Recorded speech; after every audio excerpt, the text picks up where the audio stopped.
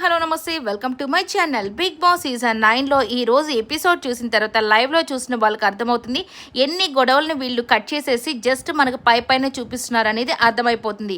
గౌరవ్తో ఈరోజు తనూజ వేసిన గొడవని అసలు చూపించినట్టు నాకైతే అనిపించలేదు.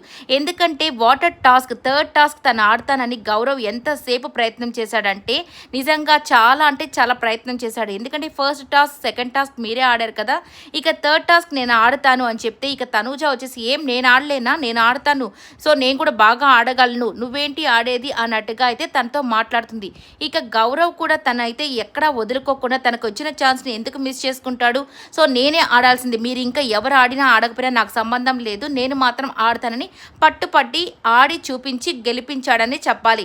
నిజంగా సూపర్గా టాస్క్లో పర్ఫార్మెన్స్ అయితే సూపర్గా చేసేసాడు.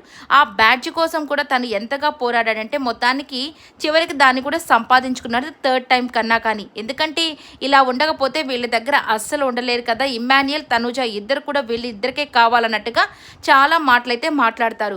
ఇక రాము అయితే మీరు కొట్టుకొని నన్ను ఎంటర్టైన్ చేయండి అన్నట్టుగా పక్కన కూర్చొని కాముగా పర్లేదు మీరే తీసుకోండి, నాకు ఏం అవసరం లేదు, నేను ఉంటే ఉంటాను లేతే పోతాను అన్నట్టుగా ఉంటున్నాడు. మరి ఈ అబ్బాయి పరిస్థితి అస్సలు అర్థం కావట్లేదు, ఎందుకు ఉన్నాడో కూడా అర్థం కావట్లేదు. బట్ టాస్క్లు మాత్రం పర్లేదు బాగానే ఆడతాడు.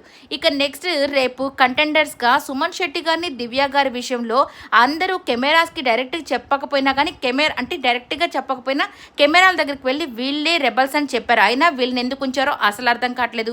మొత్తానికి వీళ్ళల్లో ఎవరు రేపు కెప్టెన్ అవుతారో చూడాల్సి ఉంది.